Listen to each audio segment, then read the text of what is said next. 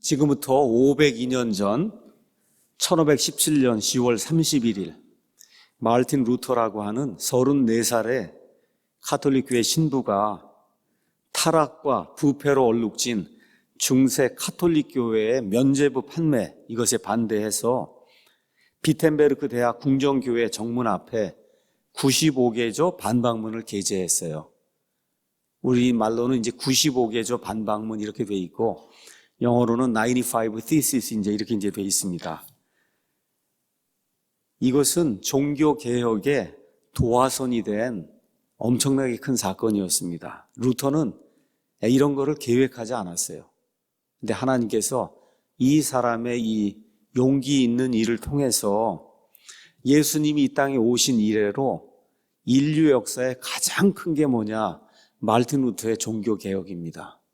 이 종교개혁을 통해서 저와 여러분이 지금 믿음의 자유를 갖게 됐어요. 온 인류가 근대 사회로 넘어가는 그와 같은 전환점이 이제 이루어지게 된 겁니다. 이렇게 중요한 10월 31일, 이 10월 31일이 이제는 교회의 달력에서도 다 사라졌습니다. 오히려 어떤 일이 생겼냐? 마귀가 이날을 할로윈 데이로 이렇게 바꾸어서 지금 10월 31일이 온 세상에 믿지 않는 사람들, 심지어 믿는 사람들까지 이렇게 기념하고 지키는 할로윈 데이로 이렇게 전락을 하고 말았습니다.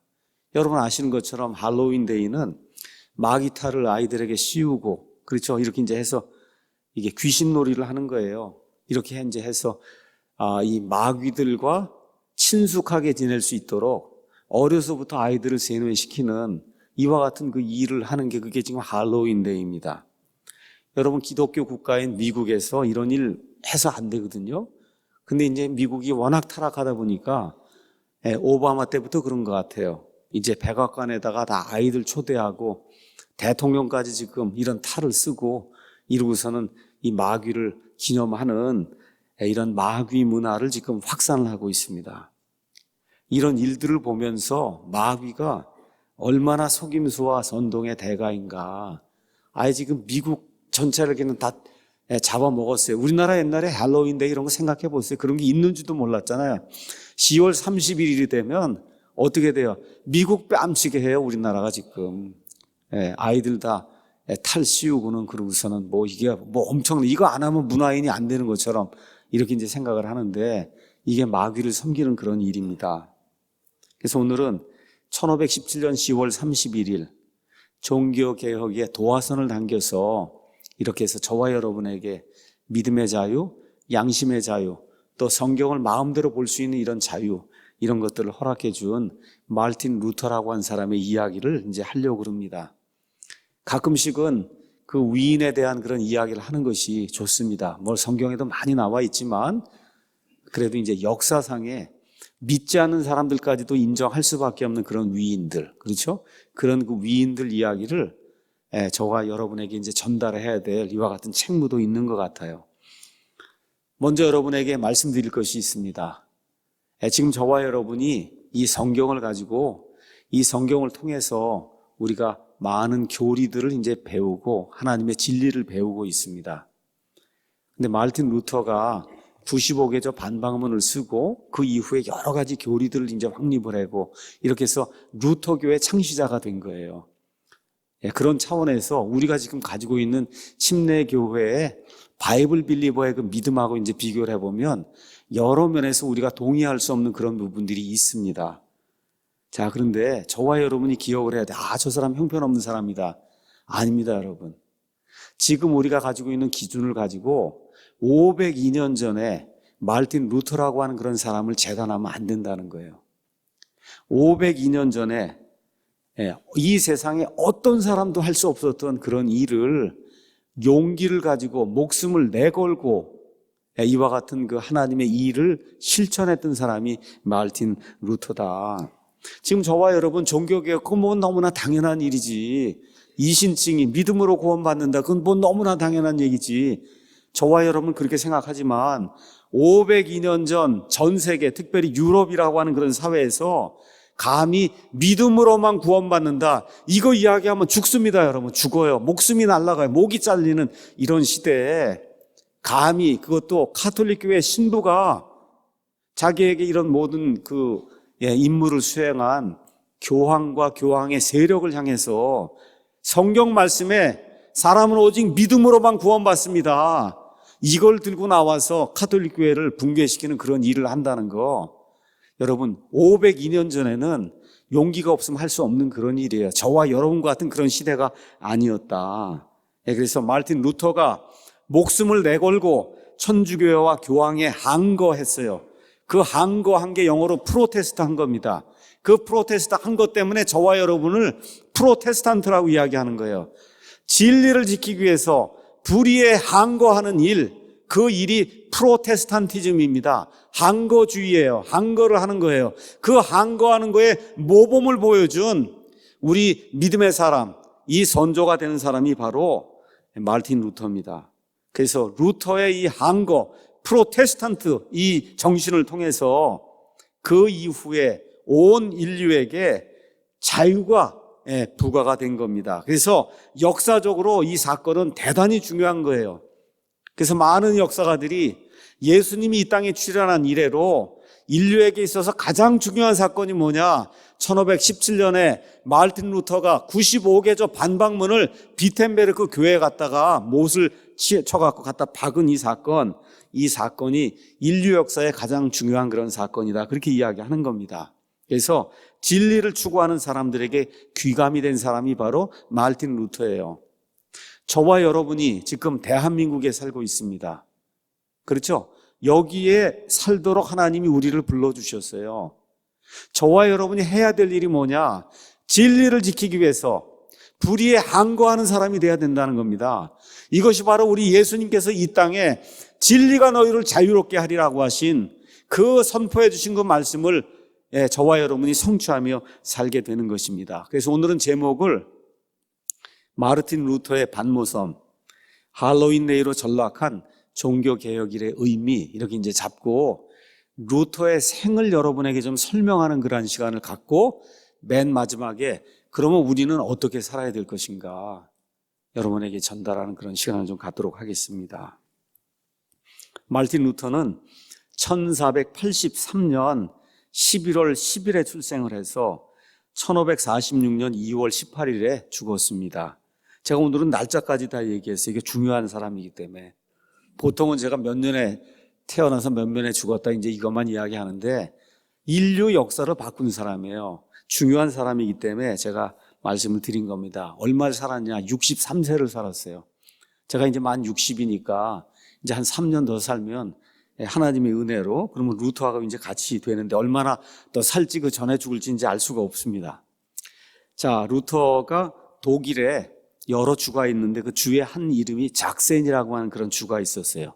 거기에 도시가 아이슬레벤이라고 하는 그런 도시가 있었는데 그 도시에 구리 광산업자가 있었어요. 그게 마르틴 루터의 아버지입니다.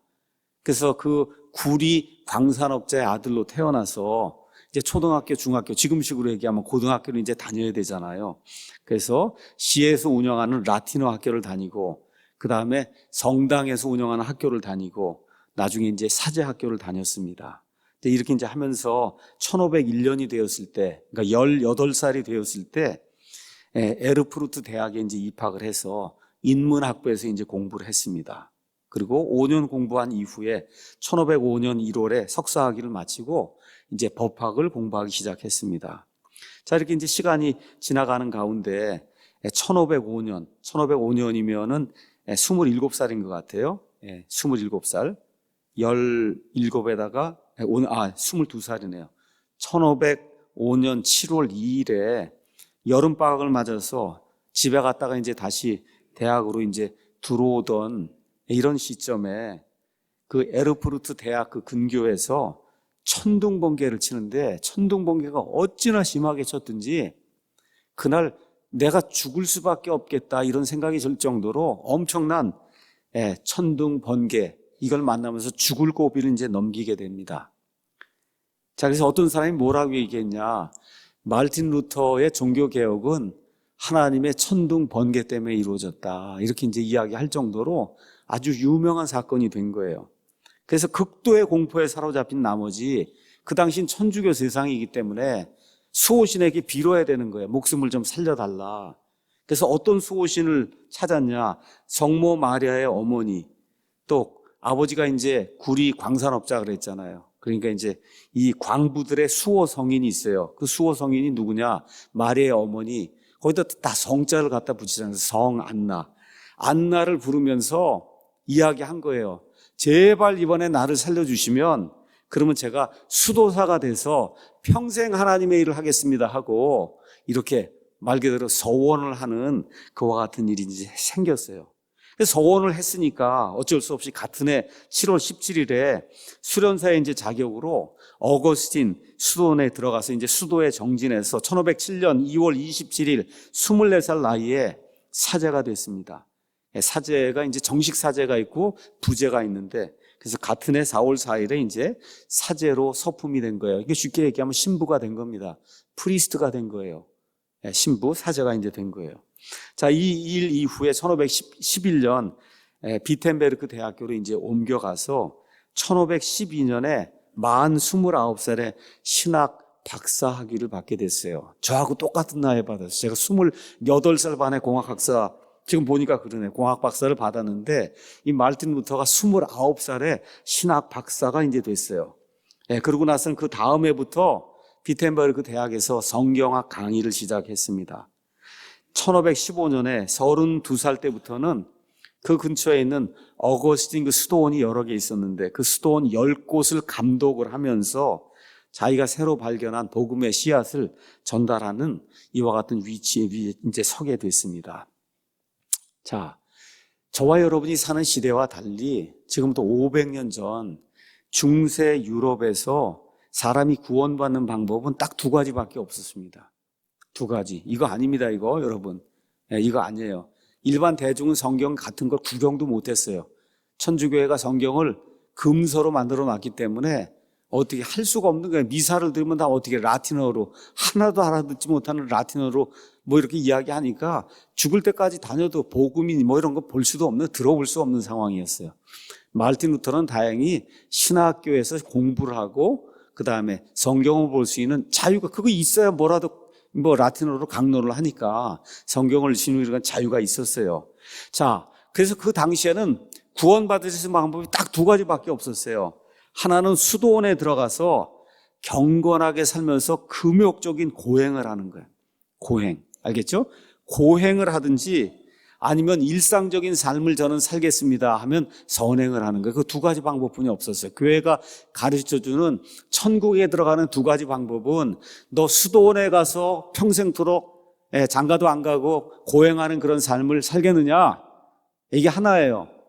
두 번째는 일상적인 삶, 결혼도 하고 이렇게 살면서 열심히 선행을 하며 살겠느냐? 이 두 가지 중에 하나인데 루터는 어떤 걸 택했어요? 수도원에 들어가서 깨끗하게 혼자 살면서 고행하면 하나님의 은혜를 받아서 구원받겠구나 이렇게 생각을 한 겁니다. 근데 수도원에 들어가면 사는 삶이 굉장히 어려웠어요. 청빈하게 살아야 돼요. 깨끗하게 이렇게 살아야 되고 그 다음에 위에서 주는 명령은 다 복종해야 돼요. 불복종이라는 게 있을 수가 없는 거예요. 그 다음에 또 어떻게 해야 되냐? 매일같이 깨끗하게 자기 자신을 고해성사든지 뭐 이를 통해서 정결하게 하는 이런 삶을 하루도 거치지 않고 매일같이 해야 되는 이런 것들이 이제 요구가 됐습니다. 그래서 수도사가 되면 엄격한 규율을 준수하고 매일 예배드리고 기도하고 명상하고 그 다음에 부가가 되는 고행을 다 감내해야 됐던 거예요. 자, 그래서 말틴 루터는 이러한 방법을 통해서 하나님 앞에 나아가야 되겠다, 구원받아야 되겠다 이와 같은 결심을 굳게 하고 그리고 수도사가 된 겁니다. 종교개혁을 감행하던 1517년에도 그 신분이 뭐예요? 신부입니다, 여러분. 목사가 아니에요. 신부예요. 아직도 로마 가톨릭 교회에 속해 있어서 가톨릭 교회 지배를 받는 그런 신부였어요. 언제 수도복을 다 떨쳐버리고 신부복을 버렸냐? 1517년에서 7년이 지난 1524년 10월에 가서야 이제 영원히 나는 가톨릭 교회하고 이별하겠다 이렇게 해서 신부의 신분을 이제 버리게 되고 그리고 어떻게 돼요? 결혼까지 이제 하는 그런 일이 이제 생기게 된 겁니다. 그러니까 가톨릭 교회 입장에서 보면 이거 완전히 죽일 놈이죠. 그렇죠? 신부 다 이제 버린다, 안 한다 그러죠. 또 장가까지 갔죠. 뭐 이렇게 해갖고 가톨릭 교회를 대항하게 되니까. 자, 이게 이제 그 당시 이 500년 전에 중세 로마 가톨릭 교회가 지배하던 그런 시대의 사람이 어떻게 살았는가를 보여주는 한 예입니다. 자, 마틴 루터의 이제 문제를 여러분에게 말씀드리겠습니다. 자, 고행을 통해서 하나님 앞에 이제 나아가 은혜를 받고 구원을 받아야 되겠다 작정을 하고, 그리고 이제 수도사가 되기로 한 거예요. 근데 어떤 문제가 생기냐? 아무리 고행을 많이 해도 내 죄들이 다 제거돼서 내가 하나님 앞에 의로운 존재로 설 수 있다는 확신이 안 드는 겁니다. 아침에 수행하고 점심에 수행하고 저녁 때 수행하고 잠자기 전에 수행하고 고행을 하고 청소를 하고 물을 뒤집어 쓰고 깨끗하게 하고 뭐 아무리 해도 안 되는 거예요. 내 죄들이 완전히 제거가 돼서 하나님 앞에 깨끗한 의인으로 내가 설 수 있다고 하는 그런 확신이 안 드는 거예요. 근데 그 당시 수도사가 어느 정도로 고행을 했냐? 기록을 가서 보면 이렇게 돼 있어요. 오랜 기간 동안 아무것도 먹거나 마실 수 없는 거예요. 금식을 오래 해야 되는 거예요. 또 어떨 때는 잠도 못 자는 거예요. 수면도 취하지 않고, 또 겨울철이 되면 뼈를 깎는 추위 속에서 옷을 입거나 담요를 뒤집어 쓰지 않고 그렇게 자야 되는 거예요. 게다가 또 심한 경우에는 뭐 이 안에서 막 육신의 정욕이 일어나고 막 이렇게 욕정이 일어나게 되면 자기 몸은 막 채찍으로 쳐가면서 이렇게 해서 이 고행을 하는 이런 일이 수도사들에게 부과가 된 겁니다. 근데 1년, 2년 아무리 노력을 해도 안 되는 거예요. 자기 안에서 이게 생겨나고 있는 이와 같은 그 욕정 이런 것들이 제어가 안 되는 거예요. 어떻게 이런 모습으로 내가 하나님 앞에 설 수 있을까? 하나님, 저 두려우신 저 하나님 앞에 내가 이렇게 더러운 상태로 이걸 제거하기 위해서 매일같이 몸을 씻고 고행을 하고 금식을 해도 안 되는 겁니다. 이렇게 이제 노력을 하는 걸 보고 루터의 그 스승이 아주 마음이 좋은 사람이었던 것 같아요. 너가 아마 로마 가톨릭 거기 교황이 있는 이탈리아의 로마에 한번 다녀오면 그러면 모든 문제가 다 끝날 거다. 그래서 가톨릭 교인들은 평생 소원이 뭐예요? 어디 가는 거예요? 로마에 한번 순례를 가는 게 그게 가톨릭 교회 이 신자들의 평생 소원이거든요. 그래서 이 로마를 다녀오라고 이야기하니까, 그래서 1510년 11월부터 1511년 4월까지 자그마치 5달 동안 어디 로마에 여행을 가게 된 거예요. 로마에 가면 문제가 풀린다 그래서 로마에 갔는데 문제가 더 복잡해진 거예요. 거기 가서 로마 교황을 봤어요. 거기는 로마의 추기경들을 봤어요. 근데 가서 보니까 완전히 다 위선자입니다. 자기가 봤던 이런 지금 평범한 이런 사람들이 아니고 많은 사람의 추앙이 되어 있는 그 로마의 교황과 거기 있는 그 추기경들을 가서 보니까 그냥 위선자들이에요, 위선자들. 자, 그래서 그 당시 유명한 그 계단이 거기 지금 로마에 있었어요. 그 계단이 뭐예요? 스칼라 상타. 그렇죠? 거기 로마 이 가톨릭 교회 전통에 따르면 예수님이 빌라도 앞에서 심판을 받을 때, 그렇죠, 예수님이 걸어 올라갔던 그 계단을 어느 날 천사가 그걸 떼어다가 로마 거기다 갖다 옮겨놨다는 거예요. 그래서 거기를 무릎을 꿇고 그리고 기어 올라가면 그러면 거기서 연옥에서의 죄가 많이 용서가 된다. 우리 가서 봤잖아요. 올해 1월인가 2월에 우리 교회에서 50명인가 이탈리아 로마에 갔어요. 가서 이 스칼라 상타에 갔더니 그날도 기어 올라갑니다. 그날도 기어 올라가요. 그렇죠? 루터가 그걸 통해서 불가능하다는 걸 입증을 했는데도 불구하고 문을 열고 들어가니까 그날도 기어 올라가는 겁니다. 그날도. 자, 그래서 아무리 고행을 하고 로마를 다녀오고 추기경을 만나고 교황을 보고 다 이렇게 해도 문제가 안 풀리는 거예요. 근데 더 큰 문제가 있는 거예요. 어떤 문제가 있나? 아니, 왜 나만 일어나 이거예요. 나만.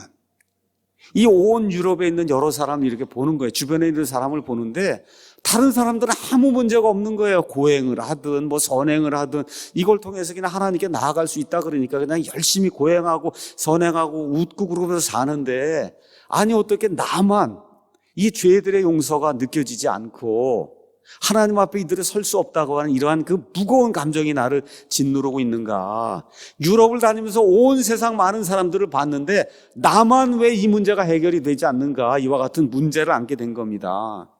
자, 이런 가운데 또 아이러니가 생겼어요. 뭐야? 신학 박사를 했으니 대학에서 뭐라 그래요? 성경을 가르치라는 거예요. 성경을. 이렇게 해서 1513년에서 1515년까지 시편을 강의했습니다. 1515년부터 16년까지는 로마서를 강의했어요. 그리고 1516년부터 1517년에는 갈라디아서를 강의했어요. 신약 성경을 강의했어요.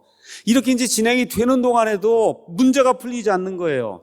압도하는 거예요, 죄의식이. 나는 왜 이렇게 하나님 앞에 올바른 사람으로 설 수가 없을까? 고해성사 아무리 해도 안 돼요. 금욕을 아무리 해도 안 돼요.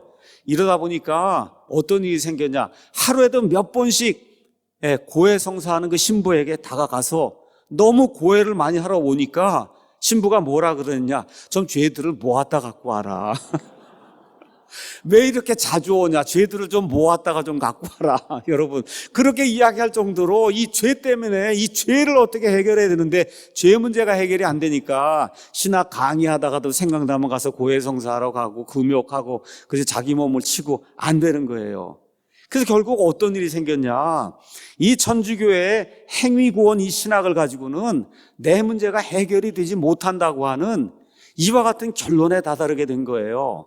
그래서 그 비텐베르크, 그 고독한 그 탑 속에서 예수 그리스도의 은혜를 간구하는 그런 일이 자기의 모든 선행과 금욕과 이와 같은 것들을 통해서는 이루어질 수 없구나. 예수 그리스도의 은혜를 통해서만 이런 일들이 이루어질 수 있다고 하는 것을 성경 자체를 통해서 이 사람이 깨닫는 말 그대로 탑 체험이라고 하는 일이 이 비텐베르크 대학의 한 탑에서 이제 일어나게 된 거예요. 이때 이 마르틴 루터가 읽었던 성경 말씀이 뭐냐? 내가 그리스도의 복음을 부끄러워하지 아니하노니 이는 그 복음이 믿는 모든 자를 구원에 이르게 하는 하나님의 권능, 파워이기 때문이다. 먼저는 유대인에게요. 그 다음에는 이방인들에게다. 이렇게 이제 이야기가 되면서 이 복음에는 하나님의 의, 이것이 선행으로 되지 않습니다, 여러분. 금욕으로 되지 않아요. 고행으로 되지 않아요. 하나님 앞에 의롭게 된다고 하는 이 하나님의 의가 믿음에서 믿음까지 계시되어 있는 거예요. 믿음으로 시작해서 믿음으로 끝난다는 겁니다, 여러분. 그래서 구원받은 이 의인은 믿음으로 산다고 하는 이와 같은 그 말씀을 로마서 1장 16절 17절 말씀을 읽는 가운데 이 탑 속에서 번개불같이 그의 마음속에 이와 같은 확신이 생기면서 사람이 내 행위로 이렇게 되는 것이 아니구나라는 것을 깨닫는 그런 엄청난 체험이 이제 일어나게 됐어요. 여러분, 구원은 인간의 공로가 아니라 예수 그리스도를 통한 하나님의 죄들의 용서, 여기에 근거한 하나님과의 새로워진 관계라는 겁니다, 여러분. 그럼 구약 성경의 율법은 뭐냐? 천주교에 가르치는 건 율법이란 말이에요. 그 율법은 뭐냐? 구원의 수단이 아니고 죄인이 죄를 깨달으려고 하면 하나님의 심판이 있다고 하는 율법이 있어야 그걸 깨닫지 않습니까? 그렇죠? 그래서 내 의가 아니라 하나님 앞에 서려면은 내가 죄가 있다는 거, 이 죄가 있으면 하나님의 심판이 임한다는 걸 우리에게 알려주는 뭐라 그랬어요? 구약 성경의 이 율법은 우리를 예수님께로 인도하는 훈육 선생이다. 이거를 이제 깨닫게 된 겁니다. 다시 제가 말씀드릴게요. 구원은 외워서 되는 게 아니에요. 우리 교회도 이제 많은 이 구원파나 이런 거 관련된 이런 분들이 이제 많이 오세요. 괜찮아요. 좋습니다. 근데 외워서 되는 거 아니에요. 일주일 동안 여러분 그거 다녀서 구원받는 거 아닙니다, 여러분. 이해하시죠? 외워서 되는 게 아니에요. 학습해서 되는 것이 아니에요. 저와 여러분이 하나님께서 예수 그리스도를 통해서 마련해 놓으신 이 길을 정확하게 이해하고 예수님만을 신뢰하게 될 때 저 하늘에서 다시 태어나는 일이 생기는 겁니다, 여러분. 사람의 힘으로 되는 게 아니에요. 학습을 통해서 되는 거 아닙니다, 여러분. 예수님과 인격적인 만남을 갖게 될 때, 하나님과 새로운 관계를 갖게 될 때, 어머니 뱃속에서 한번 태어난 이후에 성령님으로 말미암아 하늘에서 다시 한번 태어나는 그 일이 있게 될 때 하나님의 구원이 우리에게 이루어지는 겁니다, 여러분. 그래서 마르틴 루터가 이걸 깨달은 이후에 에베소서 2장 8절에서 10절 말씀을 정확하게 이해하게 된 겁니다. 너희가 믿음을 통해 은혜로 구원을 받았나니 그것은 너희 자신에게서 난 것이 아니라 하나님의 선물이다. 여러분, 구원받은 것은 우리 가운데서 우리가 가진 것으로 생겨날 수가 없는 거예요. 하나님의 선물입니다, 여러분. 행위에서 난 것이 아니니 이것은 아무도 자랑하지 못하게 하려 합니다. 하나님 앞에 가서 내 행위가 일조했습니다. 이렇게 어리석은 사람이 있을 수 없다는 거예요. 자, 우리는 그분의 작품이요, 그리스도 예수님 안에서 선한 행위를 하도록 창조된 자들이다. 구원 받으면 뭘 깨닫게 되냐? 이제는 예수님 안에서 선한 행위를 하도록 새롭게 창조가 된 그런 사람인 걸 깨닫게 되는 거예요. 그래서 하나님께서 우리 안에 그 선한 행위를 미리 정해 놓으신 것은 우리가 그 행위 가운데서 걷게 하려 합니다. 순서가 제대로 돼야 된다는 거예요. 먼저 하나님의 은혜로 구원받은 이후에 선한 행위 속에서 걸어야지, 선한 행위를 통해서 구원받으려고 이 거꾸로 돌아가는 것은 성경에 없다는 것을 마르틴 루터가 깨닫게 된 겁니다.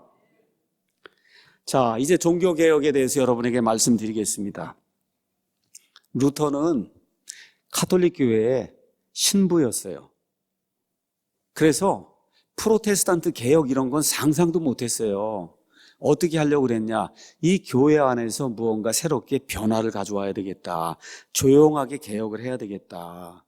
근데 마르틴 루터가 분개하면서 종교개혁에 이와 같은 이 도화선, 여기에 불을 지를 수밖에 없는 그런 사건이 이제 생기게 된 겁니다.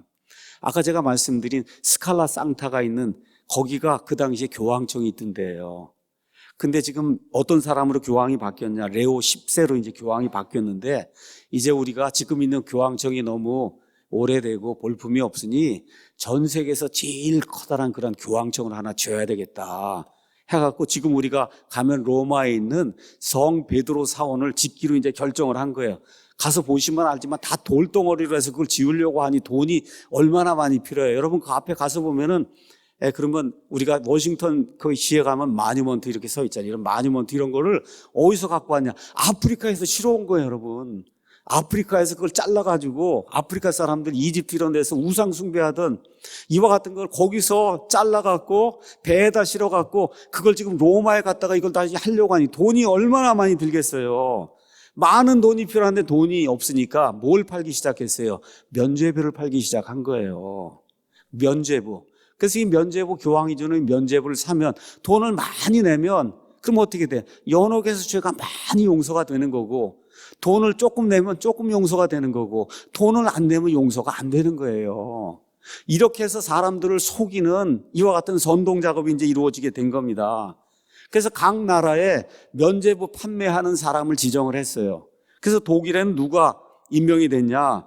도미니카 그 수도회에 요한 테첼이라고 한 사람이 이 면죄부를 팔아서, 그래서 지금식으로 하면 건축 헌금을 모아올 책임을 요한 테첼이라는 사람이 맡게 된 겁니다.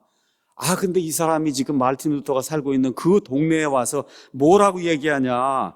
이 봉헌함에 여러분의 이 금화가 딸그랑거리며 딱 떨어지는 순간에 구원받은 영혼이 천국으로 곧장 올라갑니다 하고 계속 돌아다니면서 돈을 이 안에 집어넣는 그 순간에 여러분의 사랑하는 사람들의 이 영혼이 연옥에서 천국으로 올라가게 된다, 이런 이야기를 들을 때 마르틴 루터의 마음속에 불이 당겨진 거예요.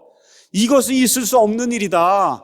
뭘 경험했어요? 사람의 행위로는 구원받을 수 없다는 걸 로마서 말씀을 이미 통해서 확신을 하고 있는데, 어떻게 이 돈, 금화 이것이 사람을 지옥에서 천국으로 보낼 수 있냐, 이런 생각이 이제 들게 된 겁니다. 그래서 그 당시 비텐베르크 대학의 신학 교수였던 마르틴 루터가 1517년 10월 31일 비텐베르크 교회 문에다가 대자보를 실었어요.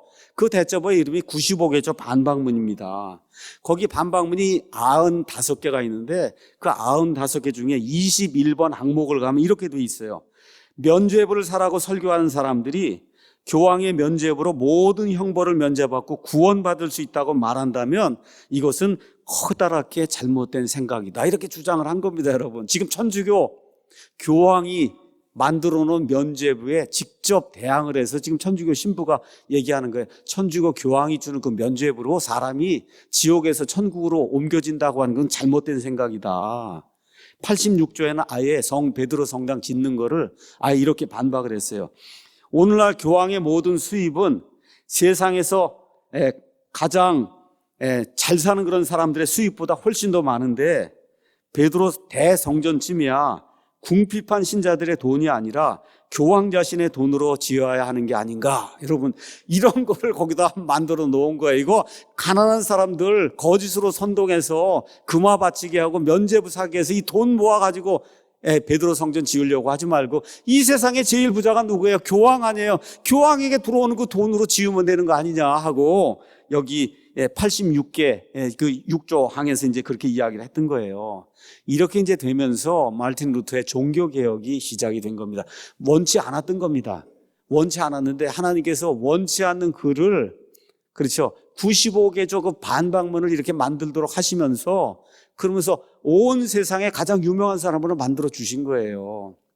자, 그런데 마르틴 루터가 자기가 태어났던 때보다 한 100년 전에 태어났으면 그러면 그냥 화형당하고 말았을 거예요. 근데 마르틴 루터는 지금식으로 얘기하면 운이 좋은 거예요. 운이 좋은 거고, 하나님의 계획 속에는 하나님이 이루어 놓고자 하는 그런 일이 있었어요. 그 일을 하기 위해서 하나님이 어떤 걸 만들어줬냐. 마르틴 루터가 태어나기 한 50년, 60년 전에 누가 등장해요? 구텐베르크가 등장을 해서 뭘 만들었어요? 인쇄기를 만든 겁니다, 여러분.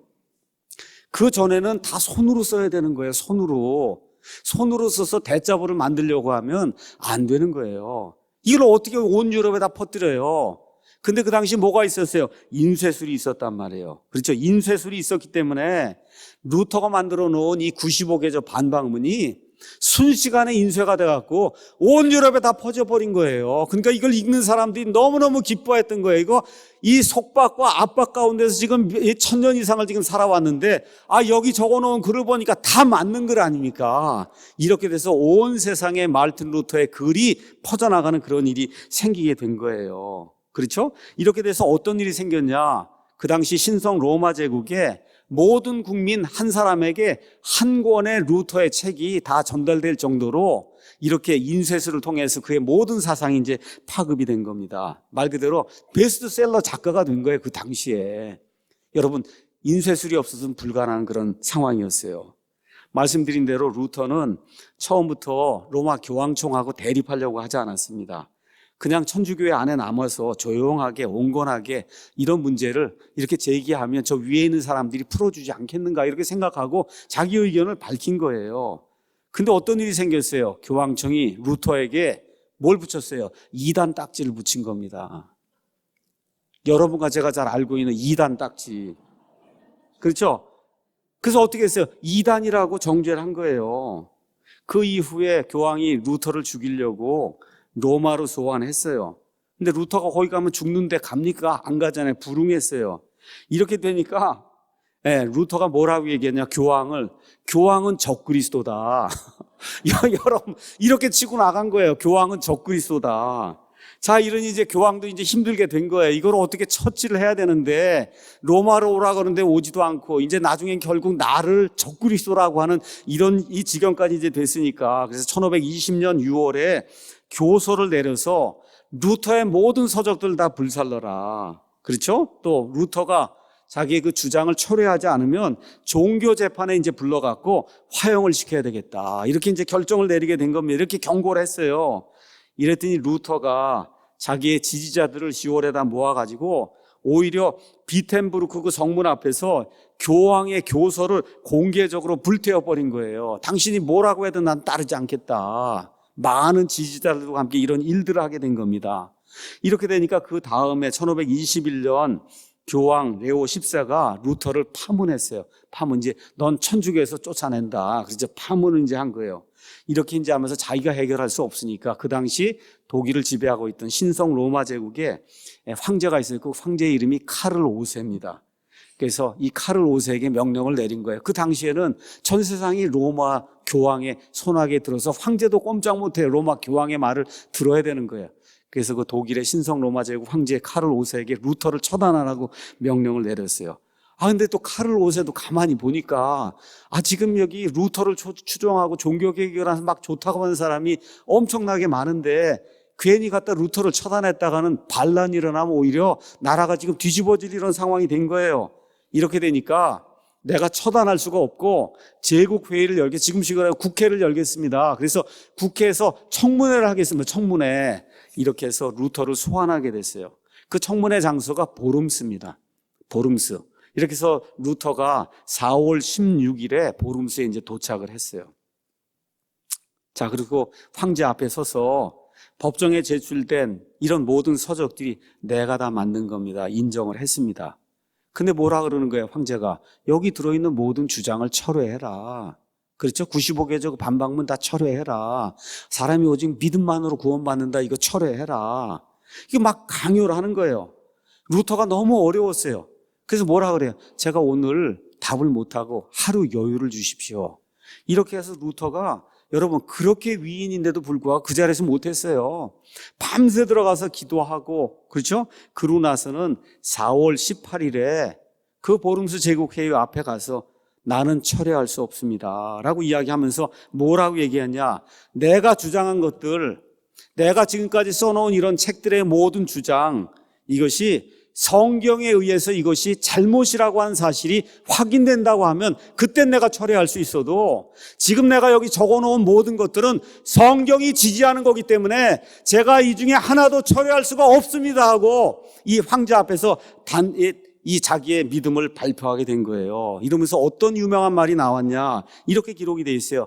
나는 아무것도 취소할 수 없고 철회할 수 없습니다. 오 주여 나를 도와주시옵소서. 여기 제가 서 있습니다. 저는 달리 어떻게 할 방법이 없습니다. 이것이 내 양심에 따라 성경이 내게 이야기하는 대로 내가 저술한 모든 것이고 진실입니다라고 이야기했어요. 그래서 독일 사람들의 역사 가운데 바로 이 보름스 제국회의에서 루터가 주여 제가 여기 있습니다. 제가 결코 내가 말한 것들을 하나도 철회할 수가 없습니다. 주여 나를 도와주시옵소서 한 이 놀라운 이 역사의 기록, 이 사건을 독일 역사에서 가장 위대한 사건이다. 그렇게 이제 이야기하게 된 겁니다. 그래서 독일 국민들은 지금까지도 마르틴 루터가 이 보름스 제국회의에서 황제 앞에서 자기의 믿음을 굽히지 않고 자기의 믿음대로 살겠다고 고백한 거, 이거를 역사의 가장 중요한 그런 장면으로 이제 기억을 하고 있는 거예요. 자, 이게 황제에게 믿음 철회 안 하겠다고 이야기했는데 이제 문제가 뭐냐? 다시 돌아가야 되잖아요. 비텐베르크로 돌아가야 되는데 이걸 그냥 놔주지 않는 거예요. 우리 요새 배웠잖아요. 사도 바울 맥잡기 하다 보니까 바울을 이렇게 놔주면 거기 숨어 있다 가서 죽이려고 한 것처럼 이제 루터가 이제 돌아가게 되면 길에서 루터를 습격해 갖고 그래서 루터를 죽이려고 하는 이런 음모들이 이제 생기기 시작한 겁니다. 그렇죠? 그래서 루터가 가다가 어떤 일이 생겼냐? 괴한들에게 납치를 당한 거예요. 납치를. 근데 이게 좋은 납치입니다. 왜 그러냐? 루터를 보호하기 위해서 루터를 이제 후원하던 프리드리 선제후라는 사람이 있었어요. 왕 밑에 여러 선제후가 있었는데 이 선제후가 이대로 두면 루터가 죽으니까 그래서 어떻게 했어? 납치해갖고 그래갖고 어디다 뒀냐 하면 바르트부르크 성에다가 루터를 가져다 주고 너 이름도 바꿔야 된다. 그래서 마르틴 루터가 개명을 해요. 이름이 뭐냐? 융커 웨르크라고 하는 이름으로 이름도 바꾸고 뭐 수염도 좀 따로 깎고 이렇게 해서 사람들이 루터라고 하는 사실을 알 수 없도록 이렇게 해서 1년 동안을 이 바르트부르크 성에 루터가 말 그대로 타이반 자이반으로 감금되는 이와 같은 생활을 하게 됩니다. 이때 나오는 유명한 말이 루터의 반모섬이라는 이야기가 이제 나오는 거예요. 루터의 반모섬. 여러분, 1517년에 종교개혁을 일으키는 그런 일을 하게 됐어요. 그렇죠? 자, 그런데 1517년 이후에 1521년에 보름스 제국회의에 가서 철회할 수 없다고 이제 그렇게 얘기를 했어요. 자, 이제 종교개혁이 내가 원든 원치 않든 온 유럽에 있는 모든 사람은 루터만 지금 바라보는 거예요. 루터만. 근데 지금 루터는 성에 갇혀 있는 거예요. 아무것도 할 수 없는 이런 상황이 된 거예요. 그렇죠? 자, 그런데 하나님께서 이 바르트부르크 성에 1년 동안 루터가 갇혀 있는 그 기간에 하나님이 온 세상을 바꿔놓는 그런 일을 시작하시는 겁니다. 그 일을 기록한 책이 제임스 레스턴이라고 하는 사람이 쓴, 우리나라 서점에 가서 보시면 루터의 반모섬이란 제목의 책이 있어요. 책을 반모섬이라고 했는데 원 제목은 그게 아니라 루터의 강한 성입니다. 그러니까 바르트부르크라고 하는 성에 들어갔는데 여기 이제 우리나라 말로 이걸 번역한 사람은 이거를 반모섬이라고 이제 번역을 한 거예요. 이 왜 반모섬은 여러분 아시는 것처럼 이 요한복음을 기록한 사도 요한이 요한계시록을 쓴 그 섬의 이름이 반모섬이잖아요. 유배를 갔잖아요. 그 유배간데 그 깜깜하고 어두운 그런 상황 속에서 하나님이 요한계시록을 저술하게 하는 그런 놀라운 일을 했잖아요. 그렇죠? 이런 것들처럼 이 바르트부르크 성에 1년 동안 이 갇혀 지내는 동안에 거기 갇혀 지내지 않았으면 루터가 전혀 할 수 없는 그런 일들이 그 안에서 생겨났다는 겁니다. 근데 원래 제목은 마르틴 루터의 강한 성이에요. 포트레스예요. 강한 성. 거기 들어가서 강한 성을 의지하며 예수님을 의지하며 놀라운 일들을 시작했다는 거예요. 근데 여러분 기억해야 될 것이 있습니다. 1517년에 이 종교개혁의 어떤 그 불씨를 이렇게 이제 일으켰잖아요. 유명한 사람이 됐잖아요. 그러면 삶이 그 이후부터 점점 좋은 삶으로 바뀌어야 되는데 지금 죽을 고비를 넘겼잖아요. 그래서 가면서 삶이 점점 어려워지는 거예요. 그렇죠? 이런 가운데 언제가 제일 어려웠냐? 바르트부르크 성에 1년 동안 이름까지 바꾸고, 그렇죠? 거기 갇혀 지내는 그 시간이 마르틴 루터에게 가장 어려운, 삶의 가장 어려운 그런 시간이었다. 우리식으로 이제 성경식으로 얘기하면, 다윗이 골리앗을 이겼어요. 그렇죠? 그럼 영웅이 돼갖고 온 세상 사람들의 칭송의 대상이 돼야 되는데, 이기고 났더니 그때부터 어떻게 돼요? 사울이 다윗을 죽이려고 얼마 동안 쫓아다녀요? 13년을 쫓아다닌다, 여러분. 13년을. 근데 무슨 관계예요? 사위 장인 관계예요. 14년을 죽이려고 쫓아다니거든요. 그 시절이 다윗이 가장 어려웠던 시절이고, 여러분, 그 어려웠던 시절이 실제로는 하나님과 가장 긴밀하게 교제할 수 있는 그런 시간이어서 다윗의 그 아름다운 모든 시편이 다 다윗이 고난을 당하고 방랑 생활하고 엄청난 고난과 스트레스를 받는 그 시대에 기록이 된 거예요. 그러니까 지금 바르트부르크 이 성에 1년 동안 갇혀 있는 그 시간이 마르틴 루터의 삶 속에서 가장 어려운 그런 시간이었어요. 그 1년 동안에 어떤 일이 일어났냐, 그걸 적어 놓은 책이 바로 루터의 이제 반모섬입니다. 자, 어떻게 어려움을 당했냐?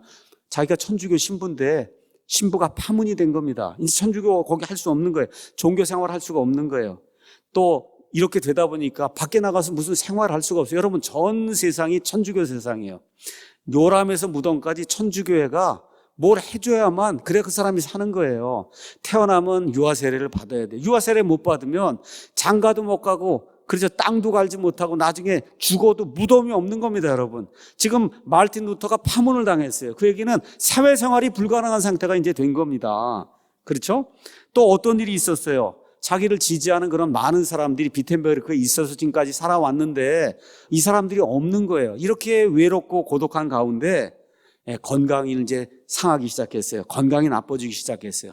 그래서 들어가서 이제 조그만 방에 누워서 뭘 하려고 하면 밤에 잘 때마다 어떻게 마귀들이 나타나서 엄청나게 이를 괴롭히는 겁니다. 여러분, 이게 지금 마르틴 루터 같은 그런 영웅에게 이런 일이 생긴 거예요, 여러분. 그래서 마르틴 루터가 그걸 기록한 거예요. 마귀들이 들끓는다. 나를 죽이려고 하고, 나를 압제하려고 하고, 나를 억누르려고 하고, 하나님의 일을 하지 못하도록, 이 정도로 매일 밤 마귀와 싸운다고 할 정도로, 이렇게 기록을 해놓을 정도로 심적으로, 영적으로 지쳐갔어요. 근데 마르틴 루터가 이 어려운 시기를 한탄만 하고 지나지 않았습니다. 어떤 일을 했냐? 가장 중요한 걸 했어요. 바르트부르크 성에서 마르틴 루터는 성경을 독일어로 번역했습니다, 여러분. 성경을 독일어로 번역했어요. 이게 엄청나게 중요한 일이에요. 그 당시에 독일어 성경이 몇 개가 있었어요. 근데 너무 어려운 말로 적어놔갖고 시장바닥에서 일하고 뭐 이렇게 하는 사람 읽을 수가 없는 겁니다, 이게. 그래서 마르틴 루터가 에라스무스의 그리스 성경을 바탕으로 놀라운 거예요, 여러분. 10주 만에 신약 성경 27권을 다 번역한 겁니다, 여러분. 물론 그 이후에 몇 차례 거치면서 교정 작업을 이제 하게 됐어요. 근데 이 성경이 어떤 특성을 가지고 있냐? 시장에서 일하는 안악내들도 읽으면 다 알 수 있는 독일어로 기록이 된 거예요. 여러분, 성경이 이렇게 기록이 돼야 성경을 읽어야 구원받는 거 아닙니까, 여러분? 믿음은 들음에서 오고, 들음은 하나님의 말씀에 의해 오는 거 믿습니까, 여러분? 그러니까 쉬운 말로 알아들을 수 있는 말로 하나님의 말씀을 있는 그대로 전달해야 사람이 구원받을 수 있는데, 바로 그와 같은 일을 마르틴 루터가 이 세상에서 가장 힘든 때에 감옥과 같은 그와 같은 그 바르트부르크 성 안에서 그 일을 했던 거예요. 또 어떤 일을 했냐? 많은 찬송가를 작사했어요. 종교개혁 문서들을 이제 체계화했습니다. 마르틴 루터 엄청나게 많이 찬송가를 지었어요. 뭐라고 얘기했냐? 루터는 음악이 신학 다음으로 하나님의 가장 큰 선물이다. 하나님이 많은 선물을 줬는데 제일 큰 선물이 신학이고 그 두 번째가 음악이다. 음악은 신학과 닮은 점이 많은데 특히 영혼을 고치고 영들을 소생시키는데 아주 좋은 효과가 있다. 여러분, 그래서 사울에게 악한 영이 임하니까 다윗이 이렇게 하프를 탁 타면은, 그렇죠? 그러면 악한 영이 물러가는 그런 일이 있었잖아요. 그러니까 좋은 찬송가를 짓고 그 좋은 찬송가를 많이 부르게 되면 그러면 영적으로 힐링, 치유가 일어난다는 거예요. 이건 맞는 겁니다, 여러분. 그래서 음악이 없으면 인간은 목석과 마찬가지지만 음악이 있으면 심지어 마귀까지도 내쫓을 수 있다, 이렇게 믿은 거예요. 그래서 이런 것들을 이 영적인 고통 가운데서 직접 체험을 하면 많은 찬송가를 줬어요. 이 찬송가 중에 유명한 것, 물론 그 이후에 준 거지만 1529년 시편 46편을 기초로 마르틴 루터가 지은 유명한 찬송가가 뭐예요? 내 주는 강한 성이요. 제가 한번 가사를 읽어드리게 한번 보세요. 내 주는 강한 성이요. 그 강한 성이 포트레스예요. 포트레스, 강한 성, 난공불락의 성이다. 방패와 병기 대신이 큰 환난에서 우리를 구하여 내시리로다. 옛 원수 마귀는 이때도 힘을 써 모략과 권세로 무기를 삼으니 천하에 누가 당하랴. 맞습니까, 여러분? 내 힘만 의지할 때는 패할 수밖에 없도다. 힘 있는 대장 나와서 날 대신하여 싸우네. 이 대장 누군가? 주 예수 그리스도 만군의 주로다. 당할 자 누구냐? 반드시 이기리로다. 믿습니까, 여러분? 이 땅에 마귀 들끓어 우리를 삼키려 하나. 여러분, 이 바르트부르크 성에서 그렇게 고민하고 낙심 가운데 있을 때 밤에 잠을 잘 때 마귀가 그렇게 들끓었단 말이야. 우리를 삼키려 하지만 겁내지 말고 섰거라. 진리로 이기리로다. 친척과 재물과 명예와 생명을 다 빼앗긴데도 진리는 살아서 하나님의 그 왕국은 영원 무궁토록 지속이 된다고 하는 이 아름다운 찬송을 마르틴 루터가 기록한 겁니다, 여러분. 자, 그래서 바르트부르크 성에서 1년 동안 낙심 가운데 사는 가운데 많은 찬송가를 지었어요. 성경을 번역했습니다. 결국은 자기가 가지고 있는 이 이신층의 믿음의 이와 같은 이 사상, 이런 모든 것들을 생산하고 교육하고 홍보하고 조직하는 그런 일들을 그 어려움 속에서 루터가 이제 감당을 하게 된 거예요. 자, 이렇게 해서 1년을 지내고 비텐베르크로 이제 돌아왔어요. 성경이 나왔습니다. 그렇죠? 이러고 돌아왔더니 하나님께서 함께 하셔서 루터가 이렇게 놓은 종교개혁의 불길이 점점 커지게 된 겁니다. 그 불길이 결국 어떻게 해서 온 유럽을 다 삼켰어요. 그렇죠? 이렇게 되면서 결국은 온 세상에 역사가 바뀌기 시작한 그런 일이 이제 생기게 된 거예요. 믿음의 자유가 사람들 가운데 인정이 되기 시작한 거예요. 이러면서 뭐가 무너졌어요? 로마 카톨릭 교회라고 한 전체주의 시스템이 마르틴 루터라고 하니 한 사람에서 무너져 내리기 시작했습니다. 처음에는 영주들에게만 믿음의 자유가 인정이 됐지만 시간이 지나면서 양심의 자유, 표현의 자유, 정치의 자유, 경제적 자유로 발전해 나가면서 로마 카톨릭 교회의 이 전체주의 세계관이 무너져 버리고 우리가 보통 이야기하는 근대 시민국가가 생성이 되기 시작한 겁니다, 여러분. 그 이후에 영국이 팽창하고 미국이 팽창하면서 이 마르틴 루터가 우리에게 준 하나님의 가치관, 뭐예요? 오직 의인은 믿음으로 산다. 그렇죠? 이와 같은 가치관, 하나님이 우리에게 자유를 주셨다는 이와 같은 가치관과 질서가 전 세계 모든 자유민주 국가로 퍼져 들어가는 이와 같은 아름다운 일이 생기게 된 겁니다. 이 모든 게 어떻게 생긴 거예요? 1517년 10월 30일. 그렇죠? 루터가 95개조 반박문, 이 반박문을 비텐베르크 성문에 갖다 꽝꽝꽝 하고 붙인 그 일, 본인은 의도하지 않았어요. 근데 하나님은 그 투명한 양심, 그것대로 살려고 하는, 우리식으로 얘기하면 간사함이 없는 그 사람을 사용하셔서 온 세상을 변화시켰어요. 그래서 루터 이후에 태어난 모든 사람, 모르기는 한 200억이고 이 사람들이 양심의 자유를 가지고 믿음의 자유를 가지고 이 세상에 살 수 있는 그와 같은 기틀을 마련해 준 겁니다. 당시 세상은 로마 가톨릭 종교인들의 거대한 위선과 거짓이 세상을 지배하던 세상이에요. 교황, 추기경, 주교 모든 사람이 종교에 아주 쩔어갖고 다 타락을 했어요. 근데 문제가 뭐예요? 대중이 많은데 대중은 하나님의 말씀이 없으니까 무지한 가운데 거기 따라갈 수밖에 없는 이와 같은 상황이었어요. 교회가 하라는 대로 해야 구원받으니까 고행을 하든 선행을 하든 이것밖에 할 수밖에 없는 그런 상태. 이런 상태에서 루터가 성경 말씀을 들고 사람은 행위가 아니라 하나님의 은혜로 구원받는다. 얼마나 멋있습니까, 여러분? 하나님의 은혜로 구원받는 거예요. 우리의 행위가 거기에 일조하지 않습니다. 그래서 예수 그리스도의 보혈의 공로로 하나님의 은혜로, 전적인 하나님의 은혜로 구원받는다는 놀라운 예수 그리스도의 복음을 선포하는 일이 생기게 된 겁니다. 이런 세상 속에서 마틴 루터가 엄청나게 어려운 그런 세상 속에서 진실을 보고 오직 진실을 외친 거예요. 그래서 95개 반박문을 박을 때 거기 못소리가 들려왔어요. 칠 때. 그 소리가 자유 근대 시대를 알리는 이와 같은 경고의 이제 시대가 이제 돼서 결국 루터 한 사람을 통해서 지난 500년 동안 온 세상이 바뀌게 된 겁니다. 자, 이제 루터 이야기를 했으니 우리나라 이야기를 좀 하고 우리 교회 이야기를 하고 그리고 마치도록 하겠습니다. 대한민국은 1948년 8월 15일 루터의 이와 같은 정신, 이게 영국으로 흘러갔고 영국의 이 정신이 미국으로 흘러갔고 그래서 미국에서 미국 사람들이 기독교 정신 성경에 기초해서 자유헌법을 만들었어요. 이 헌법이 누구에게 전달된 거예요? 이승만에게 전달이 된 겁니다, 여러분.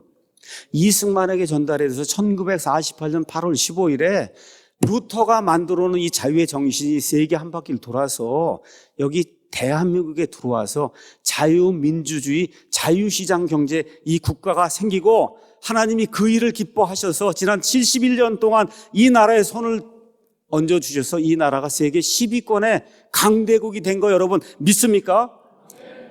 근데 지금 좌익 선동 세력들 때문에 거짓에 국민들이 지금 속아 넘어가서 어떤 시대처럼 다시 되고 있어요. 마르틴 루터가 살고 있던 바로 그 시대처럼 지금 되고 있는 겁니다.